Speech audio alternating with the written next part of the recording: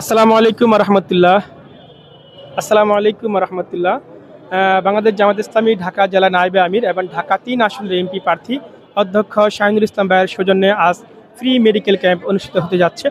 ইতিমধ্যে অনুষ্ঠান শুরু হয়েছে সকাল ৯টা থেকে। তো আমরা আপনাদের এটাই জানাতে চাচ্ছি যে বাংলাদেশ জামাত ইসলামী ক্ষমতা না আসার আগেই কিন্তু এই ফ্রি মেডিকেল ক্যাম্প সহ ভালো ভালো কাজগুলো করে যাচ্ছে।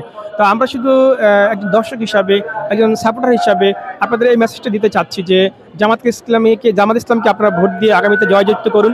তাহলে কিন্তু এই ফ্রি মেডিকেল অসংখ্যবার করা হবে। শুধু ফ্রি মেডিকেল ক্যাম্প না, মানুষের সেবা করার জন্য, মানুষকে পাশে রাখার জন্য, মানুষের বিপদে আপদে, মানুষের সুখে দুঃখে, রোগ সমস্যা দূর করার জন্য ইনশাল্লাহ জামাত ইসলাম সবসময় পাশে থাকবে এবং অধ্যক্ষ শাহিনুল ইসলাম ভাইকে আপনার পাশে পাবেন। ইনশাল্লাহ আমরা আপনাদের পাশে দাঁড়াবো।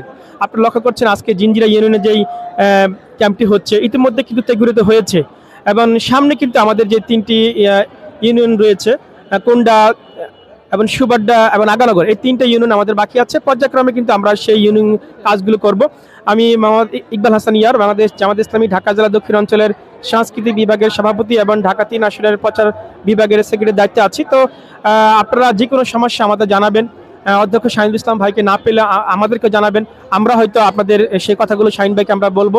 আমরা আপনাদের সবসময় আমাদের নেতাকর্মীরা আপনাদের পাশে দাঁড়াবো।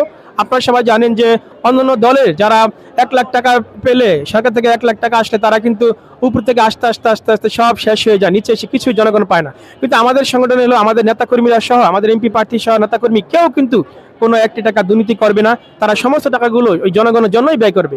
সুতরাং আপনাদেরকে এই আহ্বান করছি যে আপনারা আসুন, জামাতকে একবার ভোট দিয়ে আগামীতে জয়যুক্ত করুন।